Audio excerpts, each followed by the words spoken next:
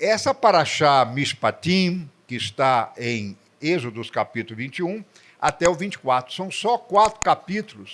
E vocês acreditam que nos 4 capítulos eu contei mais de 50 leis em 4 capítulos. Talvez seja o capítulo da Bíblia, da Torá, com mais leis. Não é? Aí eu fiquei pensando como os cristãos vão fazer com essa paraxá, não é? E eu fiquei vendo tanta lei e comecei assim a ler as leis. Eu sou engenheiro mecânico, nunca fui advogado, nunca estudei direito, nem introdução ao direito, eu sou analfabeto nas ciências jurídicas. Mas quando eu comecei a ver as leis, eu como leigo, comecei a ver o direito civil, porque o direito civil vai falar das leis referente a quê? A bens, a propriedades, a família, as leis sociais, não é? Eu falei, esse é um livro, a base do direito civil, mas a hora que eu fui lendo, a vez de ver o direito civil ali, que é o conceituado modernamente, o direito civil, eu comecei a ver outros direitos, como, por exemplo, nós vamos tentar, se der tempo, o direito penal, a pena de morte, está hoje aí, nós vamos falar sobre ela, como é que nós vamos entender, como seguidores de Yeshua, a pena de morte na Bíblia, não é? Aí eu falei, puxa vida, direito penal. Aí eu comecei a ler, está lá, o escravo, que deve ser solto, de indenização ao escravo por ter servido a sua casa, as leis trabalhistas. Como é que você tem que fazer? Eu falei, meu Deus, eu estou diante das leis trabalhistas, não só do direito penal. Aí eu fui lendo mais um pouquinho, está lá o direito tributário, a quem você paga imposto e tem que pagar. E quem é que fica isento, quem é que paga, qual colheita é tributada ou não é tributada. Depois eu fui lendo mais um pouquinho, está lá o pobre e o rico, que o rico tem que ajudar o pobre no direito de herança. Eu falei, meu Deus, é inventário. Aí eu cheguei à conclusão, eu não estou diante de um direito, eu estou diante de uma ciência jurídica. E aí, bolei esse título, As Leis da Torá e as Ciências Jurídicas. Evidentemente, o senhor Hans Kelsen foi um austríaco que desenvolveu, ou vamos falar assim, a partir dele, criou o conceito de ciências jurídicas, e ela é uma ciência narrativa dos fatos, mas produzida pelo comportamento humano. Aí eu falei, ai, é tudo que eu estou vendo na Torá, ou seja, normas, fatos normativos, em função dos delitos, porque se não houvesse infração, não haveria lei, não é? Para que a lei? A lei só vem quando há infração. O sujeito matou, estrupou, abandonou a mulher, deixou os filhos com fome. Quer dizer, a lei vem para isso. Né? E aí eu falei, meu Deus do céu, as leis da Torá são ciências jurídicas. Eu fiquei vendo... Eu estou falando só do capítulo da Paraxá Mishpatim. Eu não estou pegando as 613 leis. Eu estou pegando aí, dessa Paraxá de hoje, mais ou menos 50 leis. E eu fiquei vendo com alegria. Falei, gente... tudo é lei. Eu vou dar agora uma crítica. Se você está naquela ainda, que está debaixo da graça, que não tem nada a ver com a lei, desligue, por favor, o seu monitor agora, porque essa palavra não é para você.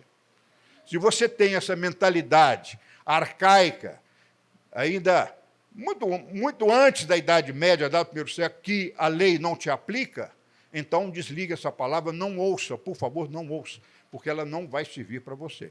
Agora, se você tiver a curiosidade de pensar um pouquinho com humildade, que nós podemos estar errados, o cristianismo pode estar errado 2000 anos, porque deixou de pensar. Uma das coisas que tem me ensinado a Torá nos últimos 25 anos é a pensar, porque o mundo acostumou com religião. Falta a lei. E eu fiquei pensando, eu quero assim, como seria o mundo sem lei? Pensa aí agora. Então, nós temos que pensar. A Torá é para pensar, não só para crer, obedecer, mas para pensar.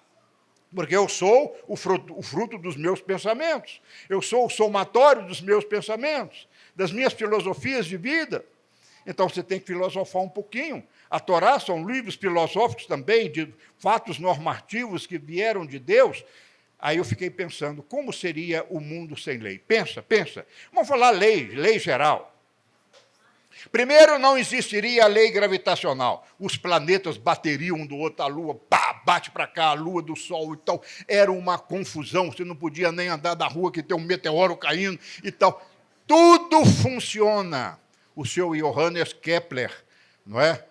Na Idade Média, na Idade Moderna, descobriu a força gravitacional e o senhor Isaac Newton fez a lei de Newton, a lei gravitacional, onde os astros se aproximam, se mantém em equilíbrio proporcional às suas massas, inversamente proporcional ao quadrado de suas distâncias. Gente, essa forma revolucionou o mundo.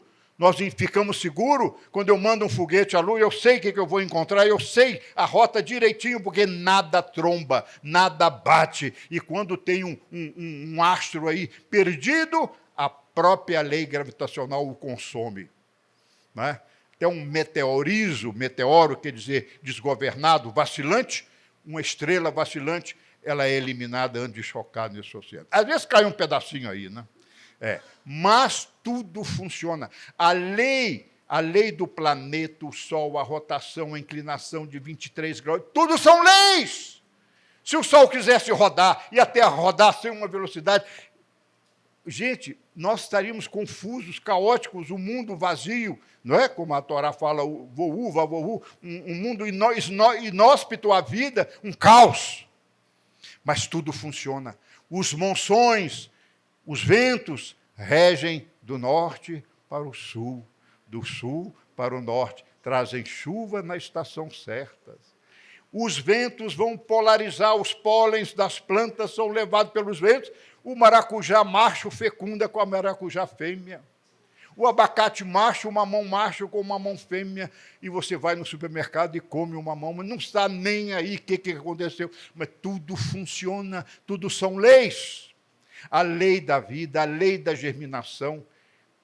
Uma formiguinha, não é?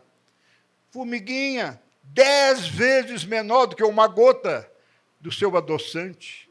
Pensa, já viu aquelas formiguinhas de açúcar? Compara o tamanho dela com uma gota de adoçante. Ela é 10 vezes menor pelos meus cálculos. 10 vezes menor. E lá dentro tem DNA, tem RNA, tem cheiro, tem olfato, tem comunicação. Ela sabe onde está o açúcar, ela vai, ela pega o formigueiro, avisa uma para a outra, vai lá e faz aquela corrente, e todo mundo trabalha e faz a provisão para o inverno. Fantástico! São leis que funcionam uma formiga. Como o coraçãozinho dela, nem tem nem coração, mas tem uma vida. Tanto assim que você pegar o dedinho e apertar, ela morre. Deixou o sopro vital, saiu dela. Gente, é lei. É a lei da vida, a lei da respiração. Agora vem o homem, esse troço que está aqui. Não, você não é troço. Você é essa perfeição dessa lei. Se as formiguinhas têm leis, imagina o Criador, aquele que é criado à semelhança e imagem do Criador, quantas leis teria? E essa paraxá, Mishpatim, ela é para o próximo. Eu só posso falar Mishpatim porque eu conheço Yeshua. Porque eu estou dentro de Yeshua, sabe por quê? Porque Mishpatim são as leis para o próximo. Ou seja, entre você e o próximo, há o Mishpatim. Para eu viver em sociedade, em família, casado, com filho, com vizinho, tá certo? Eu preciso de entre você e o próximo, há um abismo. Esse abismo é preenchido com Mishpatim, as ordenanças. Sabe por quê? Porque Yeshua disse que o maior mandamento da Torá, o maior mandamento da palavra, amar a Deus e ao próximo como a ti mesmo. Essa Torá, lei da Torá, que Yeshua endossou, como eu vos amei. E Yeshua complica ainda, porque ele põe o amor dele para você segui-lo. O amor ao próximo. E sabe o que eu estou falando? De lei. Mishpatim é a lei para o próximo. Então, vamos repetir aqui para você entender. Eu sei que os rabinos não têm esse entendimento, mas eu tenho isso também como revelação. Eles não estão errados, mas também eu tenho o direito de pensar. E eu sou crente, nascido de novo e templo do Espírito Santo. Então eu tenho que produzir alguma coisa um pouquinho melhor. Um pouquinho melhor. Só um parentezinho. Aí sai a mala direta ontem. Eu estava fora de Belo Horizonte, me manda uma irmã uma mensagem. Rabino, o senhor vai falar sobre lei jurídica? É advogada, claro, né? Você vai falar sobre lei jurídica? Leia o livro, Os Princípios Judaicos, as Raízes Judaicas do Direito. Eu falei, irmã, não li, não sei, nem sei. Eu inventei esse título outro. Não, Rabino, já existe livro sobre isso. Eu falei, me manda o nome que eu quero comprar. Mas não comprei, nem daria tempo de chegar de ontem para hoje. Mas depois eu entrei na internet para ver, está lá, as raízes jurídicas do direito, das judaicas do direito. Não pode ter Deus, não pode ter interpretação, não pode ter nada de religião, não pode ter fé. Eu falei, não me interessa. Está certo? Quer dizer, se ele quer pegar a lei sem a revelação, lembrei do Rabino Shula, quem não tem a revelação do Shabat não merece as bênçãos do Shabat. Quem não tem a revelação das leis, Moisés teve a revelação. Essa palavra foi ditada por Deus. Então, nós vamos falar o seguinte, aí voltando. Por que Mishpatim? Vamos lá. A palavra dat, em hebraico, é lei, genérico, lei. Lei da natureza, lei de Deus, leis dos homens, lei, não é? Então, lei, dat, a palavra dat. Palavra genérica, segundo meu entendimento, segundo a minha pesquisa. Depois, eu falei, se tudo é lei, os judeus chamam tudo de lei, 613 leis. Amém, é verdade, é a lei, né, a lei são classes de lei. Mas eu vejo que mandamentos, que é a palavra mitzvah, no plural mitzvot, mandamentos, eu vejo que eles são algo que vem de Deus para nós, e você obedecendo, honra a Deus, volta para Deus. Então, por exemplo, vamos pegar os 10 mandamentos, é bem claro, se eu honro meu pai e minha mãe, né, que é um mandamento, honrar pai e mãe, sustentar o pai, eu obedeço, aquilo é transformado em bênção, ganho bênção, por exemplo, vida longa, e aquilo volta para Deus, eu honro a Deus. Quando eu não mato, assassino, eu estou honrando ao Criador, respeitando, né? Quando eu não adultero, quando eu não separo, não é? Eu estou honrando a Deus. Todos os mandamentos vem de Deus para você e volta para Deus. Já os hukim, vem da palavra rock, quer dizer escavar, os hukim são chamados de estatutos, são leis também, como os mandamentos, mas eu já vejo uma lei misteriosa. Ela vem de Deus, passa em você, é para você e morre em você. Exemplo, leis alimentares. Quem ganha? Você. Né? As festas bíblicas, quem ganha a bênção das festas? Você. Não é o próximo, é você. Foi dado as festas bíblicas para você. O dízimo é um estatuto, um hukim. Eu não vejo o dízimo como mandamento. Vai para o inferno. Não é um mandamento. É ver que pela punição, você sabe o tamanho do princípio do mandamento. Não matarás, não adulterarás, são muito pesados. Honrar a Deus, preservar o nome de Deus, são muito fortes. Guardar o Shabat, são coisas muito fortes. Não brinca com isso, não, porque vai haver uma punição maior. Agora, os hukim, quem ganha é você. Se eu não como as regras alimentares, quem perde? Eu perco. Não é? Tem consequências, mas a consequência é minha, eu não afeto o próximo. Tá certo? E o que é o mishpatim? Vamos lá? Bom, então, hukim, vem de Deus, para em você, e você é abençoado ou não. E agora os mishpatim, que são juízos, julgamentos, ordenanças ou preceitos, é a mesma coisa, tá? Juízo, preceitos, ordenanças, vem de Deus, bate em você, onde é que Deus quer ver? No próximo. Por isso que essa palavra, essa paraxá, é de Yeshua, porque é o próximo. O maior mandamento é amar o próximo. Então, eu preciso do mishpatim para poder amar o próximo. E aí, vão chamar de lei, mas é mishpatim, que é julgamento, juízo, ordenança. Eles vão trazer para mim o quê? Toda lei traz, mandamento, estatuto e ordenança. Vão trazer o quê? liberdade. Lembra que João fala? A lei é livre. Ela é a verdade e a liberdade é a verdade. Então, ela vai trazer liberdade. Não é verdade? Se eu não sou escravo do vício, eu estou livre do vício. Se eu não sou escravo do adultério, eu estou livre do adultério, da pornografia, do carnaval da vida. Você está entendendo? Então, ela liberta. Agora, ao mesmo tempo, ela é justiça. Por quê? Colocar você no sedacá, no caminho correto, no sedeque, o que é justo. Para eu não ser injusto com quem? Com o meu próximo. Por que ele começa a parachar com o escravo? Porque é um direito dele. Você tem que ter os direitos humanos respeitados. Não é verdade? Então, você vê que a paraxá ela é muito profunda, está dentro de Yeshua, dos mandamentos de Yeshua, e Yeshua não revogou isso. Está certo? Bom, vamos continuar. E os mandamentos, ela traz liberdade, traz justiça, traz a paz, é ou não é? Não matarás, o mundo estaria em paz. Ah, mas eu quero a sua terra é minha. Já vai a guerra. Já completou 1 ano de guerra a Ucrânia e a Rússia. Gente, mas se cumprisse um mandamento só, não matarás, nós estaríamos em paz. Então, a lei traz paz, a lei traz liberdade, a lei traz alegria, não traz? Imagina se eu tivesse 5 mulheres, seria eu alegre? Seria eu oprimido por 5 mulheres. Deus odeia o divórcio. Essa é a mensagem que tem que ficar. Essa é a regra geral. Agora, a exceção, eu não quero entrar aqui agora. Mas você tem que pensar que Deus dá alegria, felicidade. Então, a lei traz felicidade. Não é verdade? Porque ela é uma cerca. Ela me põe no caminho e as leis estão à esquerda e à direita. E eu andando reto, que é justiça, andar reto, ela é uma cerca. A lei é uma cerca. Eu falo, a lei é que nem um espelho. Ela mostra os defeitos. Se você chega perto do espelho, você vai ver as suas rugas, que está envelhecendo, vai ver se a blusa combina com a calça, vai ver se a sua calça está rasgada, está suja, você olha no espelho. Mas o espelho conserta a sua roupa? O espelho é a Torá. As leis te mostram.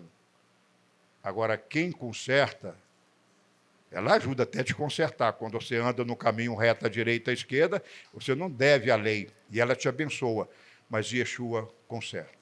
Aí é a ressurreição, é a força da ressurreição. Então, vamos continuar rapidinho aqui. Nós já passamos, falamos aqui. Bom, aí você vai falar assim comigo, mas você está falando, e o Hammurabi? Bom, vamos falar do Hammurabi. O Hammurabi, o código de Hammurabi, ele apareceu mais ou menos em 1500, 1760 a.C. Moisés foi cerca de 1500. Então, Hammurabi é mais velho que Moisés. E essas leis, é o primeiro código de leis que a humanidade conhece, foi o Código Hammurabi, e, inclusive, é muito estudado. Ele tem lá sobre os escravos, como tratar escravo, é interessante. Ele fala também do direito familiar, alguma coisa assim. Mas a Torá tem 3.500 anos, escrita por Moisés, há 1.500 anos antes de Cristo, não é? Depois veio Davi, foi 1.000 anos antes de Cristo, né, o rei Davi, então já havia lei. E essa lei, eu não posso nem comparar a Torá com Hammurabi, sabe por quê? Porque a Torá é infinitamente mais completa do que o Hammurabi. A Torá eu chamei de ciências jurídicas, porque ela pega várias faces, várias ramificações do direito, até direito de herança tem, né? Até direito do jubileu, quando você tem que deixar de ser pobre para passar a ser rico, tem uma lei para isso, para que ninguém seja pobre e miserável.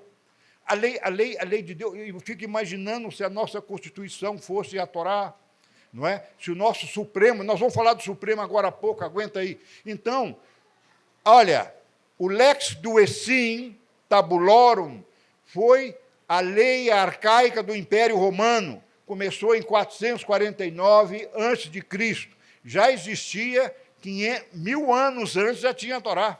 Ei! Todo o direito romano se baseia aqui de 449 a.C., já tinha 1.000 anos que tinha a Torá. Então, o direito romano arcaico, que começou, depois ele passa pela fase e vai terminar com o Justiniano, lá no ano 530 depois de Cristo. Então, todo o nosso direito hoje, até o direito canônico, também parte dele, é baseado no direito romano. Mas ninguém fala que o direito romano não tem, ele é espelhado na Torá. Ele não foi o romano que bolou o direito de família, direito de herança, direito de propriedade, direito de bens. Não, a Torá já falava isso há 1000 anos atrás. Gente, ninguém escreve sobre isso, você anotou isso? Você abre a internet, está lá, Hammurabi, direito romano. Mas peraí, o da Bíblia? Não, não existe. Moisés não existe. Mas peraí, Moisés foi o grande legislador? Não. É só Hammurabi, depois o direito romano e depois tudo que nós conhecemos, não é verdade? Então, eu faço justiça a essa paraxá de falar isso. Bom, então, eu posso dizer para você que o conceito que eu falei de Torá, Mitzvah, Hukim e Mishpatim, você entendeu bem, e aí nós podemos passar para frente. Então, eu quero que você medite comigo no Salmo 89. Você quer abrir o Salmo 89? Aí você vai entender, quando você começa a pensar um pouquinho sobre a lei, você vai entender a Bíblia toda. Por que os crentes não gostam da lei? Porque gostam de religião. Faz e não faz, pode e não pode. Não é? Eles não têm um pensamento filosófico. Olha, você quer saber de uma coisa? Se você não entende a lei, você não é nem capaz de adorar a Deus direito. Você não entende o que agrada a Ele. A lei fala o que agrada a Deus, o que não agrada.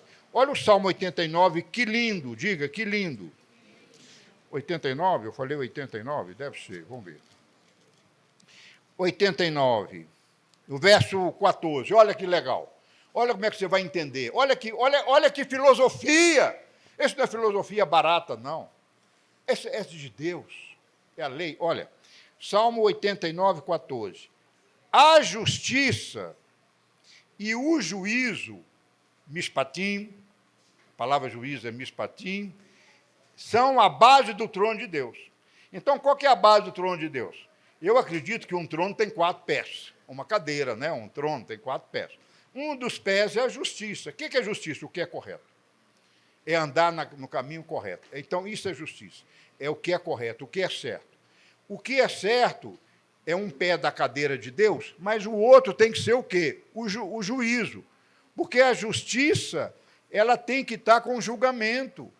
Porque se o sujeito assassinou, foi justo matar? Não foi, mas então tem que punir. A punição vem, isso é mishpatim, é julgamento.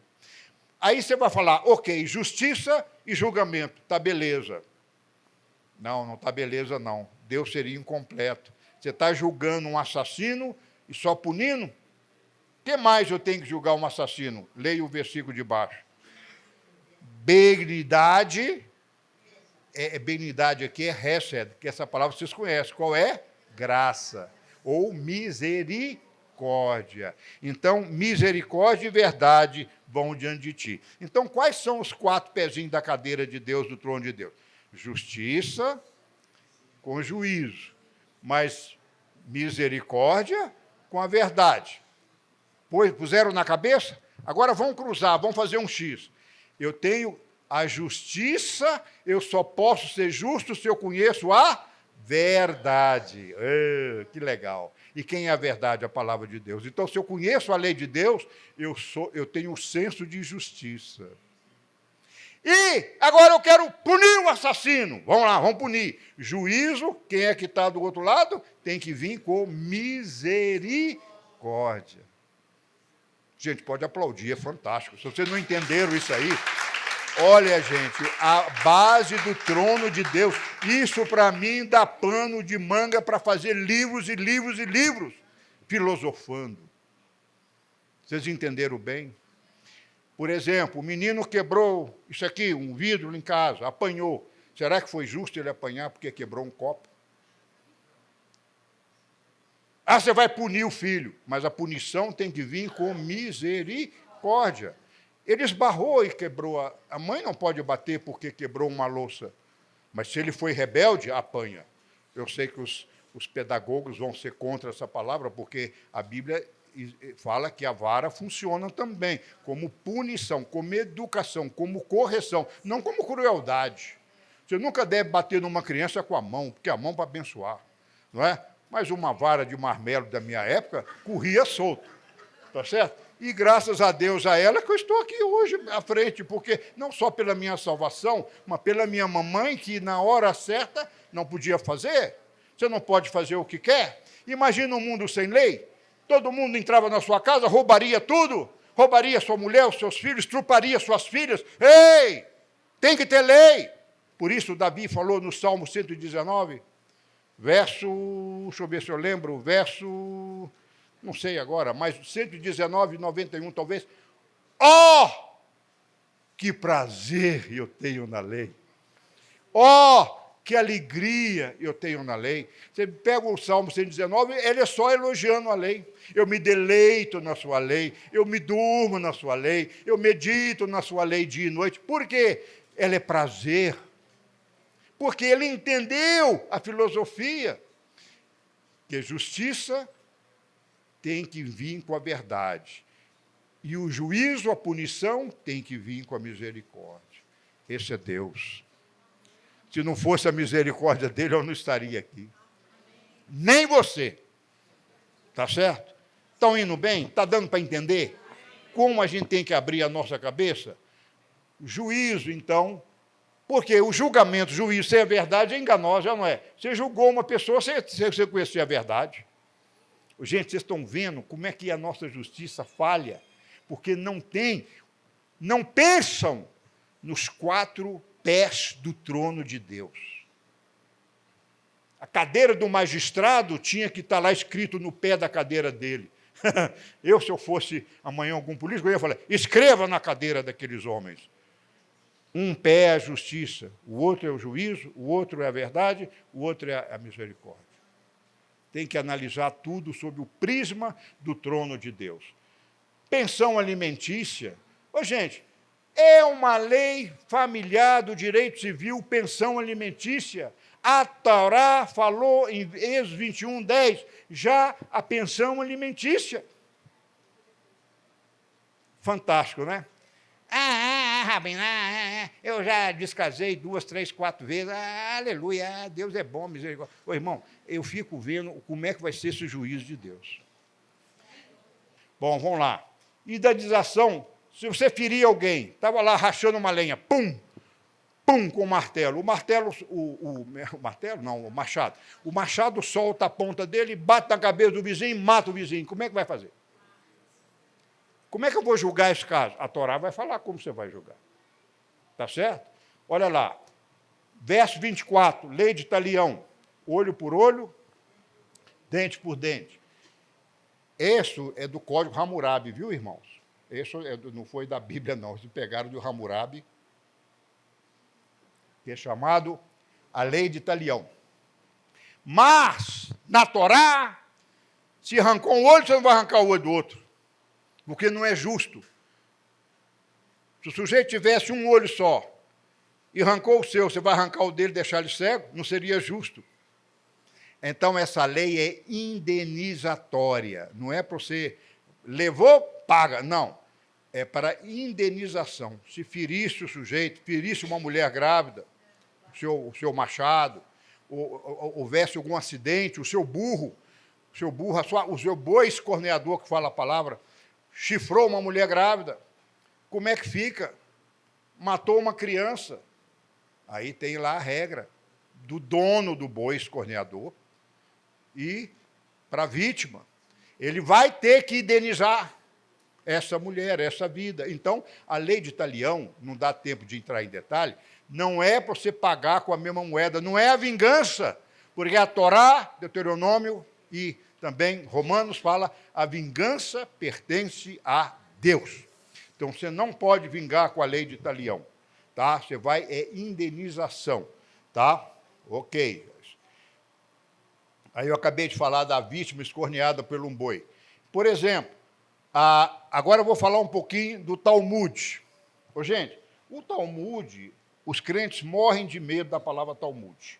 Eu já vi até judeus cristãos, não messiânicos, porque o judeu cristão, você sabe a diferença judeu cristão e judeu messiânico? O judeu cristão é cristão, segue o cristianismo. O judeu messiânico segue a visão da Torá no contexto judaico. Um judeu cristão que esteve aqui uma vez, amigo do Mateus, nós citamos numa pregação nossa o Talmud. Ele me exortou ali, ó. Aqui funcionava, a congregação era aqui em cima. Nunca mais diga essa palavra Talmud, isso é do capeta. Ele era um judeu evangélico. Eu falei, não, mas o Talmud é o comentário da Torá, o comentário oral, são explicações rabínicas. Não quer dizer que o Talmud é livro de fé e de prática, não é? Não foi inspirado pelo Espírito Santo, mas tem muita verdade, porque tem gente pensando há 2.000 anos aí, 3.000 anos pensando. E esse pensamento, muitas vezes, olha o que eles pensaram sobre o ato de ferir. Olha, Nezek, causar ferimentos, compensação e indenização, você tinha que pagar se você causou ferimentos físicos. Não estou falando de morte, não, vou falar daqui a pouco. Mas se o ferimento físico veio com dor, sofrimento, saar, você vai pagar mais um pouco, porque ele está sofrendo. Tá? Depois, ripuí. Se ele, porque você o machucou, o feriu, ele deixou de trabalhar e ganhar o salário dele, você vai pagar o salário dele e vai pagar todas as despesas médicas, remédios, e vai pagar tudo. Gente, é o Talmud, interpretando o Mishpatim, essas leis que eu estou dando para vocês hoje. Shevet, ele se absteve do trabalho e deixou de pagar as suas dívidas. Porque eu não trabalhei e não ganhei, não paguei as minhas dívidas. Aquele que feriu vai pagar as dívidas dele. Ô, gente, vocês estão vendo que aqui está misturando lei trabalhista com direito civil? Diga, fantástico. Ele está comentando essa paraxá aqui, é um comentário rabínico. Então, você está jogando isso aqui fora? Ou isso aqui é... Não, é muito sério. Vamos ver o último.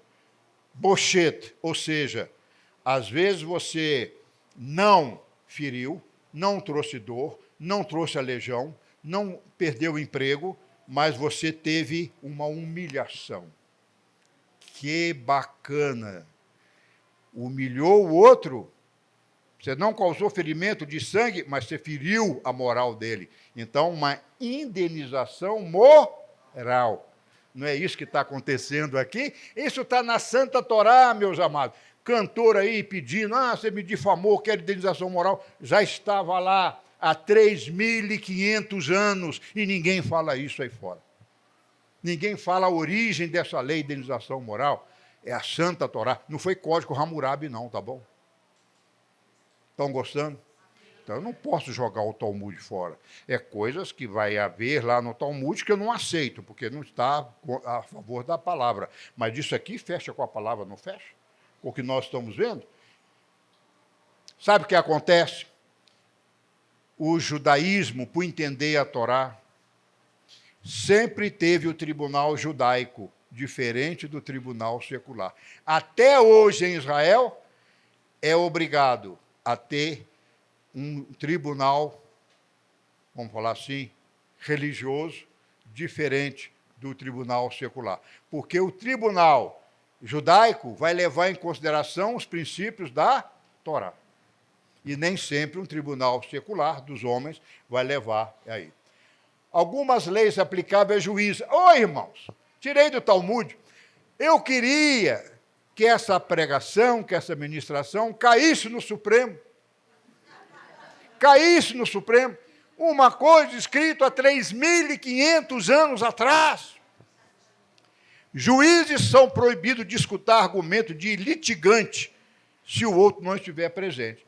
Hoje, se eu fosse juiz, litigante é aquele que está em litígio, está em demanda contra o outro na briga, brigando, litigiosamente. O juiz não pode ouvir um só. E se o outro não estiver presente, porque a presença do outro vai inibir o falso testemunho, o exagero. Ele me bateu, ele me esfaqueou. Então, você quer falar isso? Então chama lá quem fez. É assim que a gente faz com um casal que quer separar. Chama lá. Põe os dois aqui. Fala dela agora. A poeira sobe. Mas muitas vezes se encontram em seus próprios erros. O tribunal não pode aceitar testemunho de pessoa com passado perverso, ficha suja. Que moral você tem para falar? Vou lá testemunhar. Bom, ok. Número de membros de um tribunal sempre ímpar, graças a Deus. Nosso Supremo segue, né? Esse número é. Por quê? Não pode dar empate. Não pode dar empate. Tá? Tem que ser sempre ímpar. Porque um ganha, o outro perde. Vamos lá? Causas financeiras, no mínimo 3 juízes. Para a pena de morte, 23 juízes. E requer a maioria de 2 votos a mais. Por exemplo, não pode ser um placar exagerado, tem que ser quase empatado. Por exemplo, 10 contra 13. Aí a justiça aceita aquela causa. Tá? Não é nem empate e nem também 10-1. Aí você desconfia. Então, a coisa tem que ter o bom senso, porque pela boca de 2 ou 3 testemunhas, diz a Torá, toda a verdade se estabelece. Se for um juiz desonesto, olha que bacana isso. Se for um juiz desonesto, os outros devem desfazer o tribunal e recusar a sessão. Eu fico imaginando esse juiz levantando lá e falando assim, anulada a sessão. Isso aqui não é graça, não, isso é lei mesmo. E é lei. A graça vem na punição. Vamos lá. A Bíblia, a Bíblia no Antigo Testamento, ela fala da pena de morte, tá? Essa paraxá fala, se tirar a vida, vai morrer. A pena de morte. Mas, eu li comentários de rabinos, não messiânicos, e também de teólogos, que cada lei tem um princípio. A ideia da Bíblia, se Deus é misericórdia, vai julgar com misericórdia, como é que ele quer matar de uma vez, na hora? Não é assim. A grande verdade é que a lei não era para existir, mas ela existe. Imagina uma criança sendo criada num lar judaico e os pais dizendo, se você matar alguém, você vai morrer. Se você matar alguém, você vai morrer. Se você matar alguém, você vai morrer. O que essa criança vai crescendo? O que ela já sabe? Que se eu tirar a vida de alguém, a imagem e semelhança do Senhor, Criador, vou pagar com a minha própria vida. Qual é a tendência dessa criança? Nunca matar. Então, entendeu a lei? A lei era para dar um grau de punição. Pelo grau de punição, você vê o tamanho do pecado que você fez. Mas era para não matar. Se matar, vai ser morto. A lei não podia ser, se matar, nós vamos conversar. Não podia fazer isso. É que nem o negócio de separação. Quando vem casal conversar comigo, eu falo, a regra geral, Deus odeia o divórcio. Mas o meu, Deus odeia o divórcio. Porque eu não posso pegar o casal na primeira e falar com ele, vamos conversar, vem cá, chama a sua dondoca lá para a gente negociar. Eu não posso. Por isso que eu tenho que ser radical, que eu falo de acordo com a palavra, eu vou na regra geral. Qual é a regra geral? Não mate, porque você vai morrer. Entendeu? Dizem os rabinos, não eu, que Israel nunca matou ninguém por assassinato assim. Não é? Apedrejamento, idem. Yeshua, com aquela mulher que foi pega em adultério, que ia ser apedrejada, Yeshua falou que não. Por acaso ele falou, não, a lei não se aplica mais não, que eu sou a dono da graça. Ele falou isso? O que ele fez? Ele usou de uma inteligência, de uma filosofia não evangélica nem cristã, que tem que pensar. Pensou, eu estou falando assim agressivamente, é para causar impacto. Porque nós estamos há 25 anos nesse país falando aí, e tem gente agora que está à luz do fundo do túnel. Tem que ser mais rápido. Yeshua quer voltar. Eu creio que ele quer voltar. Mas quando vê os crentes ainda fazendo culto de prosperidade e casa nova, mulher bonita, então não dá. Não dá. É um atraso terrível. Então, ainda fazendo, você crente para quê? Para ser curado. Você quer só a cura. Yeshua falou, é melhor você entrar no céu sem uma mão, que um pé, sem um olho. Não? Bom, não vou entrar nesse médio de cura. Mas eu oro pela cura. A regra geral é orar pela cura. Mas nem todos serão curados. Não? Entender o grau do pecado? Não mata não que você morre. Quer dizer, então, é o grau. A intenção era ninguém matasse. Não é verdade? Ninguém matasse. Agora, para a gente... Yeshua revogou a lei. O que ele fez com aquela mulher do adultério? Quem não tem pecado, atira a primeira pedra, porque ele sabia que a mulher seria morta pela boca de 2 ou 3 testemunhas. O que Yeshua fez? Uma pergunta inteligente que afastou as testemunhas. E ele pergunta à mulher, aonde estão aquelas testemunhas que te acusavam? A mulher levantou o olho lá e falou, não existe. Vai em paz, não peque mais. Entendeu? E Yeshua anulou o apedrejamento, a pena de morte? Não. Ela teria sido morta se houvesse ali 2 ou 3 testemunhas. E outra coisa, a pena de morte pela Bíblia tinha que ser pego em flagrante. Tá? Esse negócio de... E o réu também assumir a própria culpa, a Torá não aceita também não. Porque o sujeito pode ser uma tendência a suicídio. Ele assume a culpa para poder ir embora. Você já viu isso? Ô, gente, a Bíblia é muito perfeita. Eu fico vendo o amor inefável do Senhor com a sua lei, a de preservação, o amor dele, a misericórdia. E agora eu vou falar a minha posição, que é a posição do Rabino Mateus, com certeza, e dessa casa.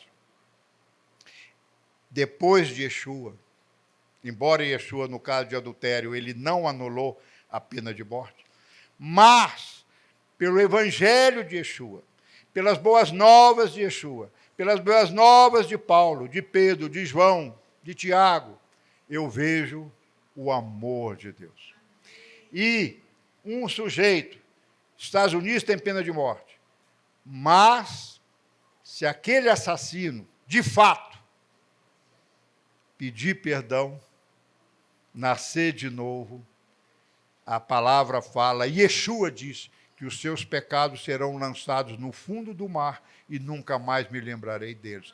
Esse assassino será salvo, será devolvido à sociedade como um crente, feitor das boas ações e dos bons testemunhos. Pode ou não pode? Então, por isso, por causa de Yeshua, eu não posso, eu, Marcelo, opinião pessoal, aprovar a pena de morte. Embora eu entenda a lei, mas eu, enquanto tiver Yeshua, a possibilidade. E outra coisa, os ricos morreriam menos do que os pobres na pena de morte, não é verdade? E outra coisa, as testemunhas litigiantes, as testemunhas enganosas e falsas, poderia levar uma vida inocente. Então, a pena de morte tem tanto risco de matar o inocente. Eu li aí, não sei se é verdade, não posso endossar, não me cobre a fonte, que eu também já não me lembro, que 40% das penas de morte realizadas nos Estados Unidos foram morte de inocentes, de falsa testemunha. Então, meu irmão, não vão, deixa, quem é o criador da vida? Deixa ele julgar, deixa ele fazer, deixa ele. Agora, uma coisa, a pena de morte não é para o indivíduo, é para o Estado. Lá em Romanos 13 fala que Deus deu autoridade aos governantes, aos juízes, aos magistrados, para julgar. E Jesus, vamos ver o que Jesus fala em Mateus? Olha lá, olha, eu quero falar o que eu acho, porque, olha, não podemos pôr pano quente. Nós temos que falar o que a palavra fala. Quando um colega me pergunta, a Bíblia tem pena de morte? Eu falei, tem. Ah, mas calma, deixa eu explicar. Olha lá, Mateus 5. Versículo 21, olha o que Yeshua falou. Conclua você as palavras de Yeshua. Ouviste o que foi dito aos antigos. Não matarás, e quem matar será réu de juízo, de punição. Jesus estava referindo a quê? A Torá. Estava referindo a Êxodo 21. Você vê que Yeshua falou, não matarás, mas se matar, você vai ser réu de juízo. Quer dizer, Yeshua, ele não desfez a autoridade dos homens, né? Mas ele deu o amor dele. Arrependa-te. Quem crê em mim terá a vida eterna. Então, em resumo, para a gente passar para frente, eu pessoalmente me posiciono contra a pena de morte. O Brasil já teve? Teve. O Brasil já teve pena de morte até 1889, tá? Depois foi abolida a pena de morte, na época de Getúlio voltou, mas depois acabou. E a prisão perpétua, uma pergunta que eu faço para vocês, substituiria a pena de morte? O que vocês acham? Quem acha que a prisão perpétua seria mais plausível do que a pena de morte? Levante a mão. Quem é a favor da pena de morte, levante a mão. Bom, ok, é um direito seu. Mas eu prefiro a prisão perpétua. Por quê? Principalmente para os desmiolados. Porque tem gente que mata porque é doido. Então ele não pode ficar na sociedade. Está entendendo? Ele não pode voltar para a sociedade, porque ele é doido. Ele já matou 3 mulheres, matou os filhos. Ele não pode, está entendendo, irmão? Então, a prisão perpétua, ele pode se converter na prisão? Pode.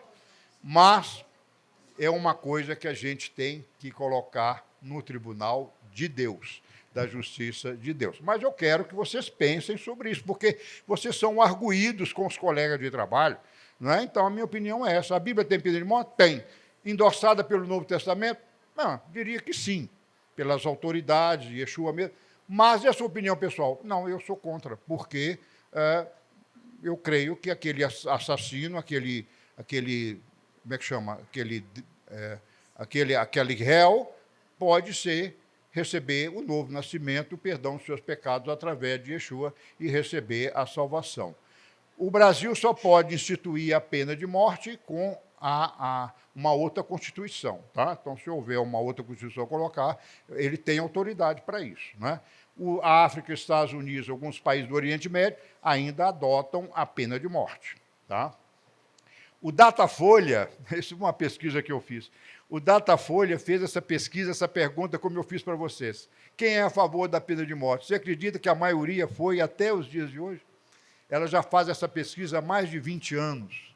Não é? Então, a sociedade quer cobrança, quer proteção, não é verdade? Agora, eu vejo que o caso de loucura, de gente perturbada, precisa ter uma solução, talvez prisão perpétua, alguma coisa assim, porque ele não vai recuperar. É um problema mental. Aí tem que ser cuidado, porque ele não pode ser devolvido à sociedade. Tá? Ok. Então, para a gente encerrar, lembra que o Estado compete ao Estado a pena de morte, não à igreja. Estão entendendo? Nós não. Eu não quero esse peso para mim, não. Eu não quero. Deixa para o Estado. Né? Deixa para o Estado resolver. Eu não quero. A igreja não deve resolver a sua pena de morte. E nem ir para a porta do quartel pedir pena de morte. Não há corte 100% justa, não é? Nós precisamos de oração pela volta de Yeshua e implantação do reino dele, né? Porque o reino dele é o reino da justiça e de paz. Para a gente encerrar, não vou falar a indenização por incêndio. Olha só, gente, a Torá fala nesse versículo 22:6 que se o fogo que começou no seu terreno pegar a plantação do vizinho e queimar o trigo do vizinho, a produção dele lá, o que for, você vai pagar a colheita inteira. Desde o plantio, o replantio, até ele colher de novo. Você vai bancar todas as dívidas dele. Ah, mas não foi minha culpa. Mas o fogo saiu de você. Entenderam? Quer dizer, é uma questão muito... É um aporte seguro hoje, né? Tá certo? O verso 14 e 15. Quando se pede um animal emprestado, aí isso é muito simples. Eu faço isso com carro, eu já legislei no meio de vocês.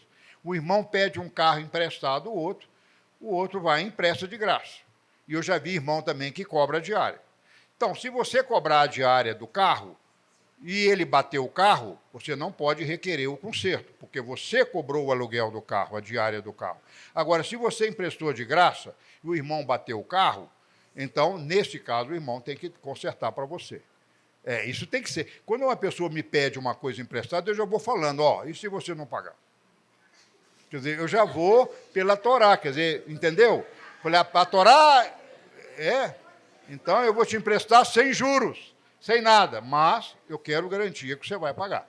Entendeu? Então, se o burro do vizinho, e o vizinho é seu inimigo, e você vir o burro do vizinho subindo uma ladeira, com as perninhas trêmulas, caindo e morrendo, o que você tem que fazer?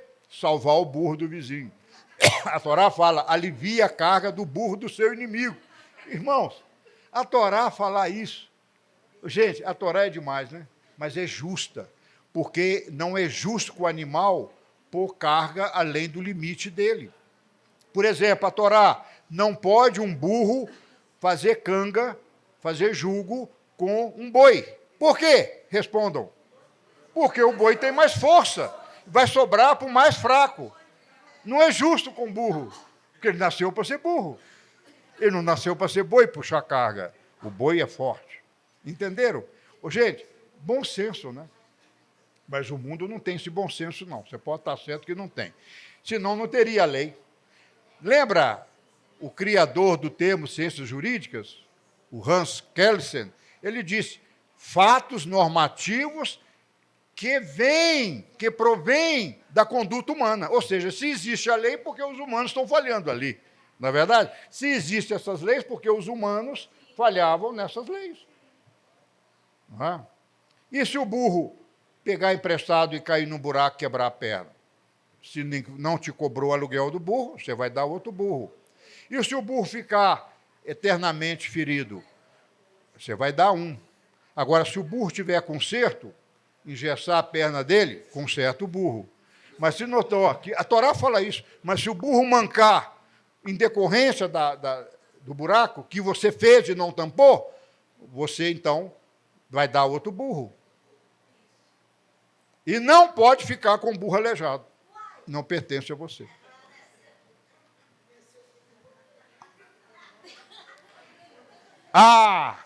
Estou encerrando, hein? Pagar dote e casar com aquele que deitar com uma virgem. Irmãos, pensa bem. Eu sei que eu vou ser, como é que chama? Até hipócrita, insensato de falar isso no século XXI. Mas a Torá, uma donzela, ela vai ter um só marido. E ela vai dar para o marido a joia dela, a pureza dela. Assim que se faz uma família santa, não é? Porque se ela foi de um só, ele tem o prazer de ter a virgindade dela. Agora imagina uma mocinha passou pela mão de 50 rapazes, não é? Os rapazes já tiveram 100 mocinhos. Como é que você quer exigir fidelidade e felicidade num casamento? Não tem jeito. Deus, lembra do princípio da lei? É certo. Então, pregamos aos nossos filhos, aos nossos netos, casem-se virgem, porque Deus vai te compensar. E aí você fala, é impossível! Não. Salmo 119, 116 fala, como poderá o jovem ou a jovem permanecerem firmes nos seus caminhos santos? Ele fala, obedecendo e cumprindo a palavra de Deus. Moral da história, isso aconteceu com uma moça aqui, ela falou assim, eu estou acostumada a vários parceiros sexuais, você agora quer me dizer que eu aceitei Yeshua e não vou poder ter mais ninguém? Falei, falei. Mas como é que eu vou ficar? E eu não vou aguentar. Eu falei, olha, ou você se casa legalmente, ou confia em Deus que Ele vai tirar esse desejo seu. E não é que ela me falou, Marcelo, eu sou testemunho do que você falou. Deus me tirou aquele prazer, aquela coisa, eu vivo hoje, eu nem penso nisso. Está certo? Porque Deus falou que Ele ia dar essa graça. Então, não preocupe, não. Deus tira, põe no trono dele que Ele vai resolver. Bom, não deitar com o animal. E isso traz doenças congênitas, crianças deformadas, perturbadas. Não estou dizendo que isso é uma regra geral, mas pecados que são abomináveis a Deus é você deitar com o animal. Você sabe que hoje existe até motelzinho de animal, né? Bom, vamos deixar isso para lá, porque o mundo vai de mal a pior. Não fazer acepção nem maltratar os estrangeiros. Isso funciona hoje, né? Não colocar juros nos irmãos de fé. Agora, eu questiono essa lei. Juros é juros. Juros é um ganho sobre capital emprestado. Agora, se o país tem inflação, na época de Yeshua, uma moeda de ouro varia uma moeda de ouro eternamente, mas hoje você pega uma moeda de ouro, vai a cotação do ouro, sobe, desce. Então o irmão é obrigado a tomar prejuízo porque te emprestou? Então, eu sou favorável que juros não se cobre de irmão, mas que pague a correção monetária. Se teve uma inflação de 10%, é justo com o irmão você devolver para ele aquele dinheiro com 10% ou com a inflação do período. Concordam comigo? Eu acho que seria assim. Tá? Os crentes não deveriam ser agiotas. Eu lembro de um irmão que foi colega meu de Adonep, a gente dormia no mesmo quarto, ele era agiota. Eu falei, você está em profissão errada. Porque eu estou debaixo da graça. Eu falei, não, você que pensa, a lei serve para você. Quer um conselho meu? Venda essa firma sua, feche as portas dela.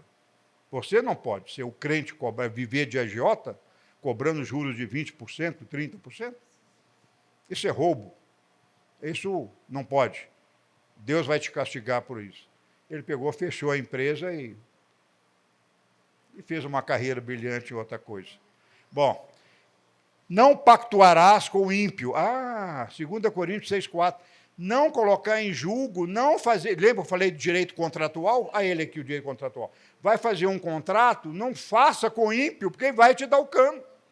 Ele vai deixar você na pior. Então, não faça, porque o problema é você fazer e não cumprir. Mas, se eu tenho o direito, é que nem um casar, né? É melhor você não se casar.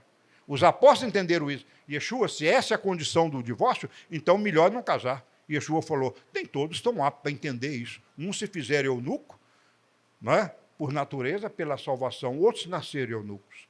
Então, irmãos, eu vejo essas leis, não fazer negócio, julgo desigual.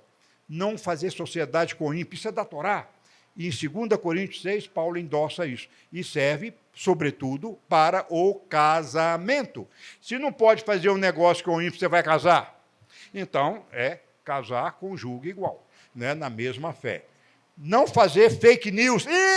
Rapaz, a Torá está atualizadíssima. Não fazer fake news. Não acompanhar a multidão. Greve com quebradeira, danos e baderneiras. Nós vimos isso aí dia 8 de janeiro.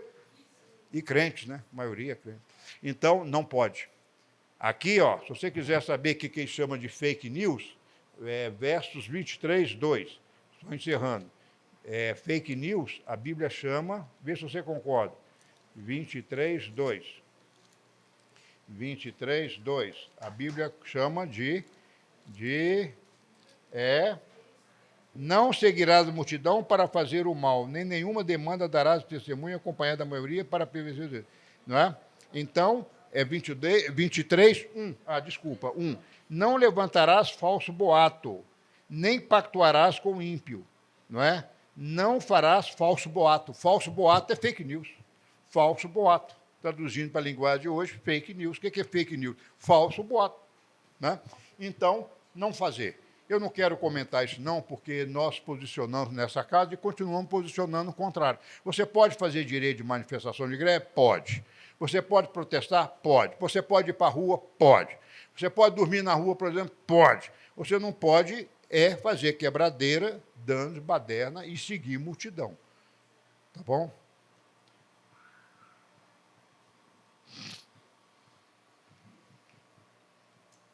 Roubar para dar aos pobres é justo, sim ou não? Quem acha que é justo, levante a mão. Quem acha que não pode roubar para dar para os pobres, levante a mão. Não pode, tá? A Torá fala que não pode. Mas ele é pobre, está fazendo. Não pode roubar para dar para ele. Então, essa lei fala. Não aceitará peitas, propinas. Aplica ao nosso caso? Bom, aí ele vai falar do Shabat, das festas bíblicas, e eu vou encerrar com isso aqui, Não cozerás o cabrito, o leite da sua mãe. Isso é uma confusão. Para o judaísmo, nem tanto, mas para nós crentes, sim. O judeu tem 2 panelas, a de leite e a de carne, 2 garfos, colheres, gaveta separada, 2 geladeiras separadas. Eu não sei. Respeito os judeus, o judaísmo, eles entendem assim. Mas, depois de pregar isso muitos anos, eu falei com o Senhor, se o Senhor não me der uma revelação, eu nunca mais prego esse versículo de 20, aonde que está? Ali, 19, do versículo 23, 19. Nunca mais eu prego. Aí eu estava orando de manhã, isso já faz uns 12 anos, veio assim, Marcelo, pensa, não cozerás o cabrito no leite da sua mãe. Ora, se a mãe está dando leite, o cabrito é cabritinho, ele é bebê. Ou seja, qual é a fonte, a única fonte de um cabritinho de vida? O leite. Então, não é justo a única fonte que ele tem para viver o leite, você matá-lo. Esse cozinhar, né? Tem aí tradições que o pagão fazia isso, mas olha, o que fez ou não fez, para mim, não, pouco importa. O que importa é o princípio da lei. Ou seja, não é justo você pegar a única fonte de vida e fazer ele morrer por causa disso. Aí, quando eu pensei nisso, falei, meu Deus, descobri aqui uma revelação fantástica. E aí comecei a entender por que eu não fumo. Não é porque é vício, não. Eu fumo por esse princípio do leite. Por quê? O meu pulmão, as minhas células pulmonares foram feitas para captar o O2 e eliminar o CO2. Então, se eu fumo, eu ingeri, inspirei, né? Aspirei o CO2. Mas o meu pulmão não reconhece o CO2, ele reconhece o O2.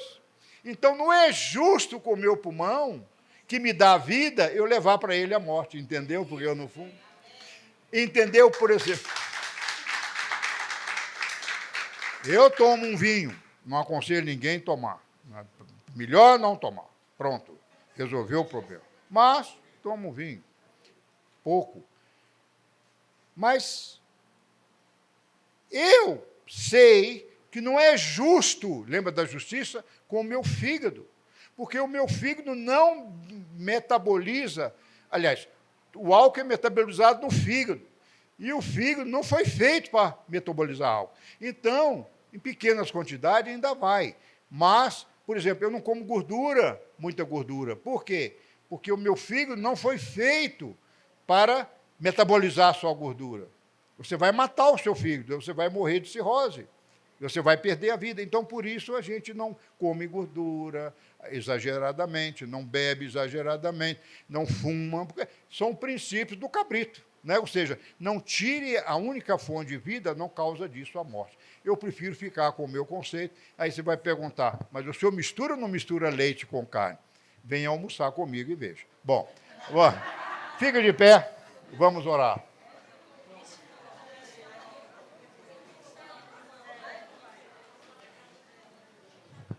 Eu encerro com Yeshua. Amai a Deus e ao próximo como a si mesmo. Se você gostou e foi abençoado com esse estudo, inscreva-se em nosso canal do YouTube. Considere também ser um mantenedor do trabalho do Ensinando de Sião no Brasil, Israel e no mundo. Doações e contribuições podem ser feitas através do link na descrição desse vídeo. Um grande abraço e Shalom, Shalom.